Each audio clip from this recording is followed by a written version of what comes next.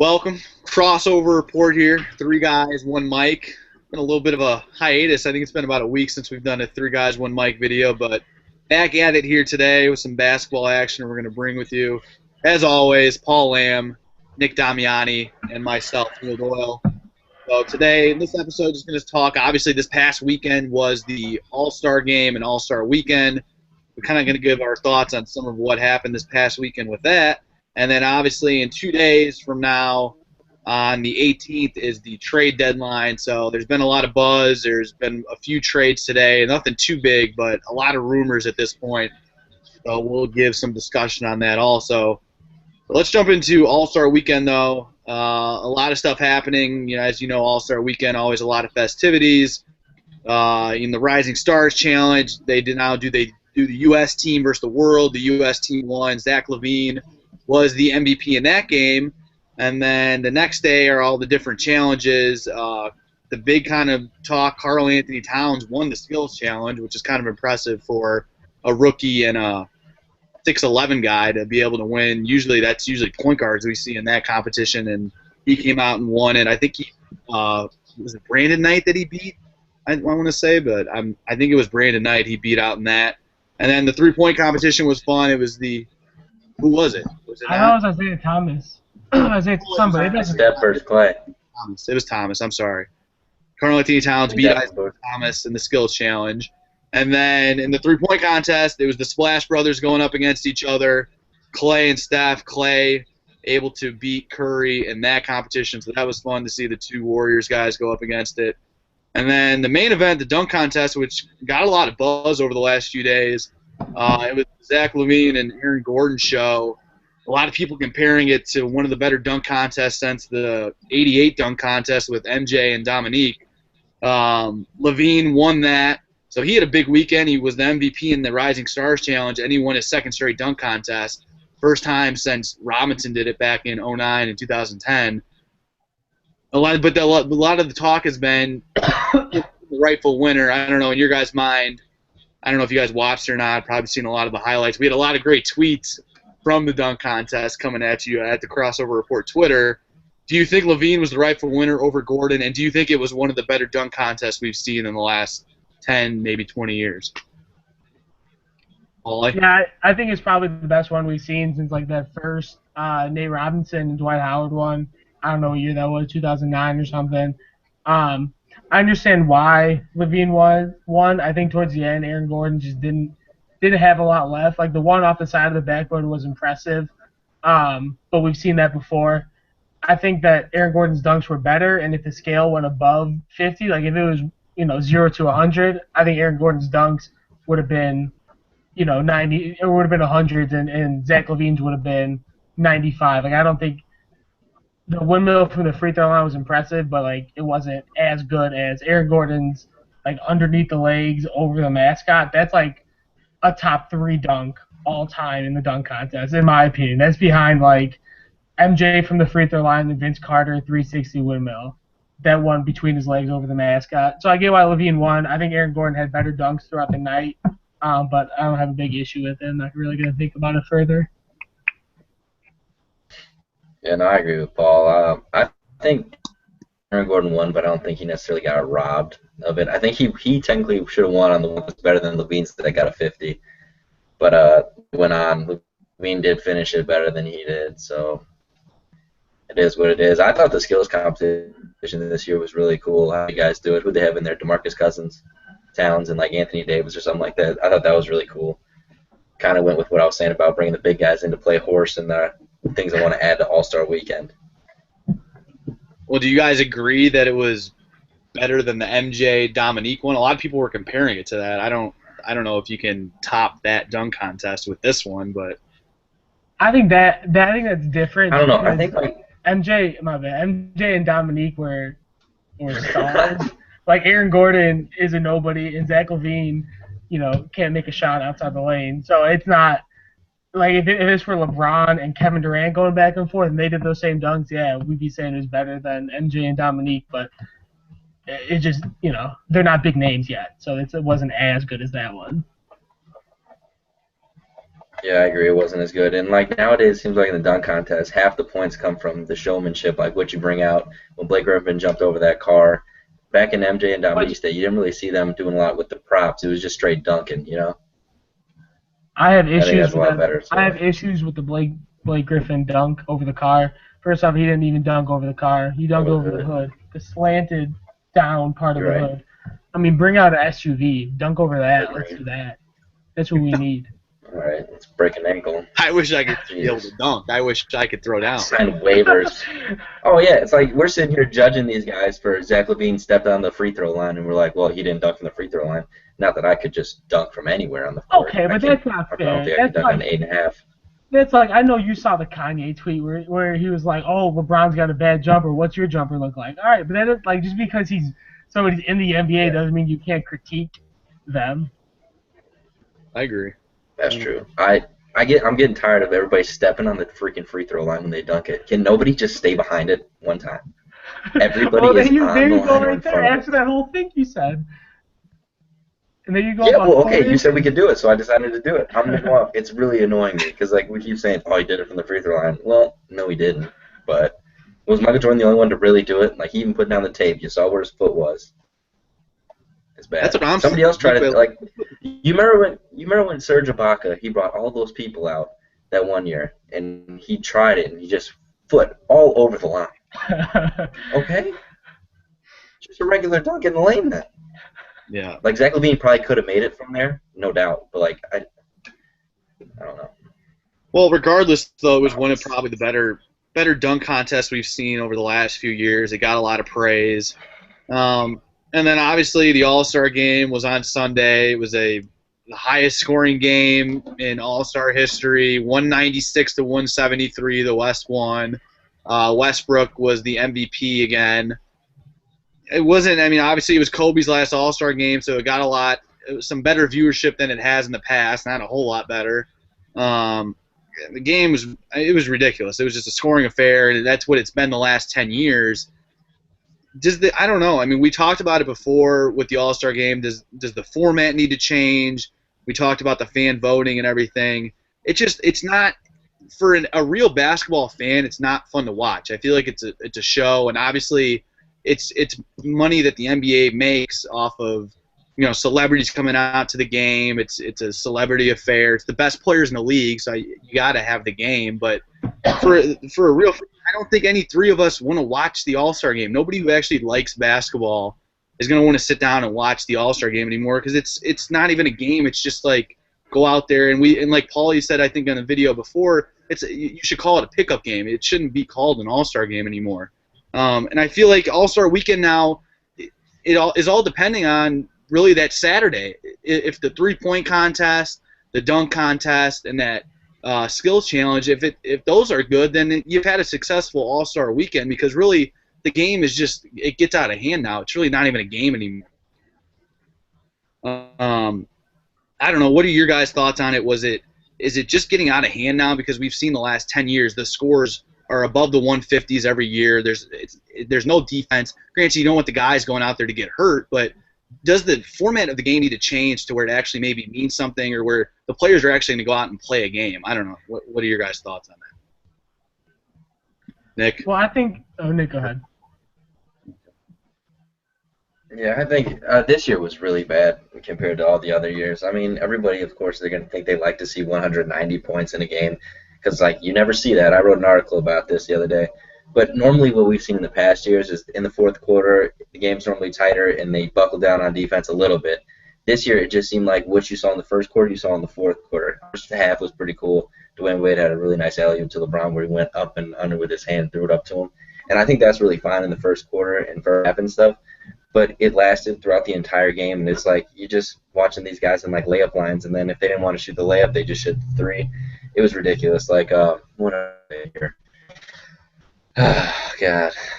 Paul, you go. I'm gonna come back to that. I got something to say. Yeah, I mean, like, the dunks and stuff are one thing. That's fine. Some of those dunks are like NBA Street game breaker dunks and stuff, but the West took 83s, and that's just not fun. I don't care about people shooting threes. Like, that's not something that I couldn't just go to the rec center and watch. Like dunking, that is something that's interesting, whatever. But like I don't care about dudes jacking up threes all day, coming down the floor, only playing within 30 feet. They're not playing the whole distance. Yeah, I think what they could do is they could just either change the All-Star game so it's like 3-on-3, or they could just add more skill showcases on Sunday. You could do one-on-one contests. You could do, I don't even know. They could bring back horse. I think they did horse one year with Kevin Durant and somebody else. Kevin Durant, like John Wall or somebody. But yeah, I think this was like an all-time low for the All-Star game. It really was it was just terrible. Couldn't do it. Yeah, I remember what I was going to say, too. I was like, the All-Star MVP might be even a bigger joke than the game. It's just the dude that takes the most shots in the paint, really. Like, anybody could have got it, really. Mm-hmm. If you just want to be the guy that gets it, you can get it. You just dribble to the paint. Nobody's going to stop you from going there. There was one, John Wall dribbled straight up the court, didn't even change speeds or anything, laid it in. I was like, oh, my God, so bad. I thought it was awful. And you know what another thing that's good about the All-Star game? A lot of times you'll see guys like going one-on-one, back and forth. There was really none of that this year. I thought maybe Kobe and LeBron would do that a couple of times. Nothing. It was poor. Yeah, I mean, obviously, as I said, the viewership was up a little bit only because it was Kobe's last All-Star game. But in general, the game was a joke, and it's really been a joke the last 5 to 10 years. So it will be interesting to see if the NBA changes the format of the game at all to maybe make it mean something, or if things get changed. But All-Star weekend this past weekend, a lot of fun festivities. Obviously, the dunk contest was probably the highlight of it all. And then moving on, as you move out of All-Star weekend, 2 days left before the trade deadline. It's in 2 days, 3 o'clock Eastern on the 18th. That's this Thursday. Today we saw some moves. The one bigger one we saw, Orlando trading Tobias Harris to Detroit. And then Orlando getting Brandon Jennings and Ersan Ilyasova. So not a huge name trade, but Tobias Harris, an up-and-coming player who can bring Detroit some offense that they need. Detroit just outside of that number 8 spot in the East. So hopefully, I think their thoughts getting Harris maybe going to vault them into a playoff contention in the Eastern Conference. But other than that, there was a few smaller name trades. Chris Anderson was shipped out of Miami, and nothing else really that huge. But there's been a lot of rumors to say. Rumors have been the number one talk right now with 2 days left to go. And the big one people were talking about yesterday, Blake Griffin, with all the Clippers mayhem going out there in the locker room, the chemistry issues that there's been this year so far. Blake Griffin and Lance Stevenson were actually offered up for a trade yesterday with Denver, and Denver would have gotten rid of Kenneth Faried, Gallinari, Will Barton, and Nikola Jokic would have been the 4 players that the Clippers would have received for Griffin and Stevenson. That trade didn't go through. Doc Rivers came out today and said that Blake Griffin will not be traded. I don't know, though. It's interesting to see just a day ago a trade was presented for Blake Griffin. Obviously, he had his mishap a few weeks ago punching an equipment manager. He has a broken hand. He's still out for about a month. Do you see, Blake Griffin, the Clippers are sitting there at 4 in the Western Conference. We've heard throughout the year there's been some chemistry issues within the locker room. Do you see Blake Griffin getting traded out of L.A.? Because it would definitely be a big move. I don't know. Do you see him? Obviously, Doc came out today and said no, but just yesterday he was offered up. So do you see him possibly leaving L.A.? Nick, some thoughts? I don't see him leaving this year. I think there's just a lot going on around him right now, and that's creating a lot of buzz around him. I know that rumor came out. They said they're going to trade him, but if Doc said they're not going to get rid of him, I don't think they are. I think with Blake Griffin, they're still one of the top contenders in the West to knock off the Warriors, and I think there's nobody they could get for him that would make them as good as they are right now. So maybe down the line next year, but I don't see it this year.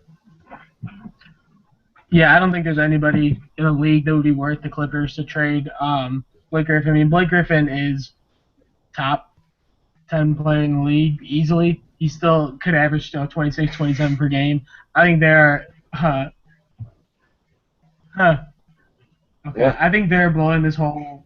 You were laughing. I think they're blowing this whole punching dude in the face thing out of proportion. Obviously it's a big deal, but whatever, it happens, I guess. I was watching PTI today, and Tony Kornheiser, obviously not an NBA insider, no knowledge about basketball, said that he thinks the Cavs should trade Kevin Love straight up for Blake Griffin. Even that, I don't think that would be worth it. For the Clippers, it just doesn't make any sense to ship out Blake Griffin. Well, it should be interesting because, as we said yesterday, he just was in a trade offer that didn't go through. So Doc came out today and said that they're not getting rid of him, but still 2 days left. We could see possibly Blake get shipped out of the LA system. Another big name, Dwight Howard's been on the trading block the last week or so. Just today, and a trade with the Hornets was sent through but did not happen for both of the two teams. Other teams interested in Dwight, Miami, Atlanta, and Toronto. I don't know. Dwight's been having too awful of a year in Houston. Obviously, Houston's underperforming what they would have liked to be doing this season. Do you see possible fits for Howard? What teams do you see him possibly going to, or does he end up staying in Houston? I think the big one that they've been talking about a lot is Miami for Hassan Whiteside. I think we've talked about this before, I'm sure, either in those summer podcasts or on videos. Like, Dwight Howard is just not championship mentality. He's just one of those guys that he's such a great player and he's got elite talent, but he's just not built to win a championship. So I don't know why a team, like Miami or like Toronto would go out and get him. Yeah, the skill is obviously there, but what does he do for you? What has he done for you lately? He led the Magic to the finals pretty much on his own, early on in his career. I'll give him that.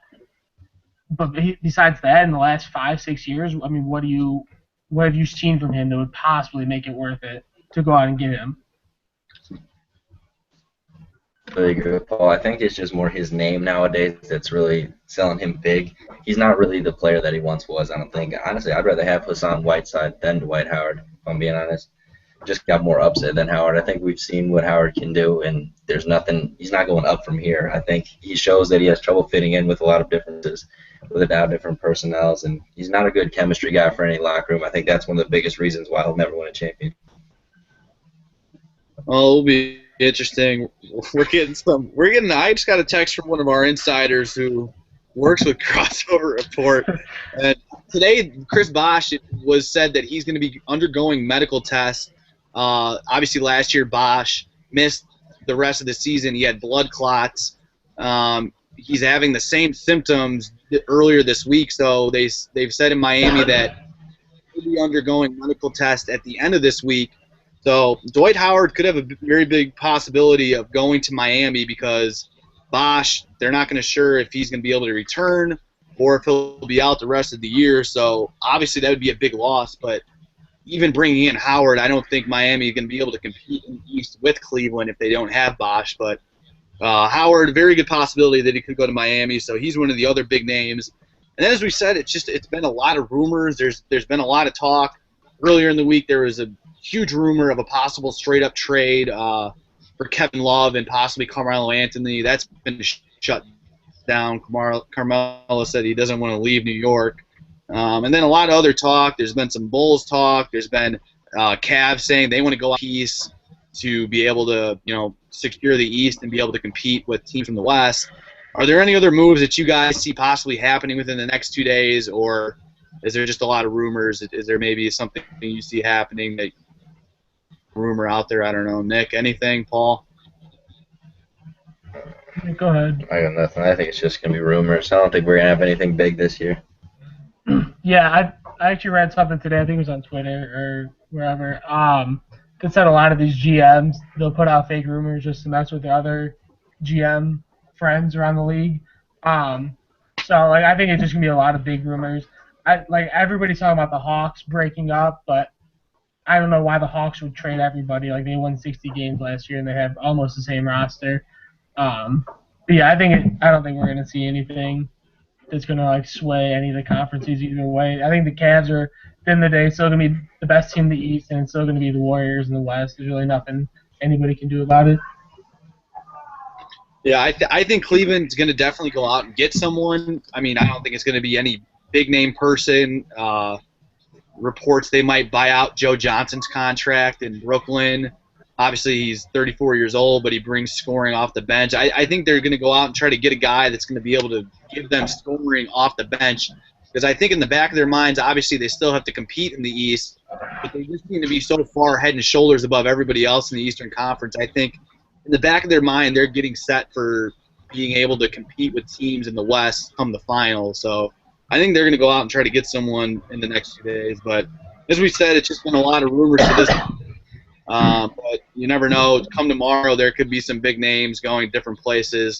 And we'll have that for you for sure on our Twitter account at Crossover Report, where you can always follow us for all of our notes on everything basketball. I want to remind you, you can always subscribe to us right here on our YouTube channel. Like us on Facebook. And you can always check us out at crossoverreport.com, where we have some new shirts in our store. So some cool-looking shirts, some Crossover Report gear that you can purchase right off of our website. So if you're interested in that, go check that out. I think that's going to do it for us here tonight. Any final thoughts before we head out? Crosstalk on Thursday. Tune in. Crosstalk on Thursday, our new pop culture talk. Everything sports and pop culture, so that will be one more thing. We got two live viewers today. It's an all-time high. There we go. 2 live viewers. And Pyatt. And Pyatt. Shout out to Pyatt. Go Kentucky. Paulie's repping the shirt. All right, that's going to do it for us here tonight. We appreciate it for listening, everyone listening out there, all of our fans. We appreciate all the support. As always, Paul Lamb, Nick Damiani, myself, Neil Doyle. 3 guys, 1 mic, Crossover Report. We'll see you next time.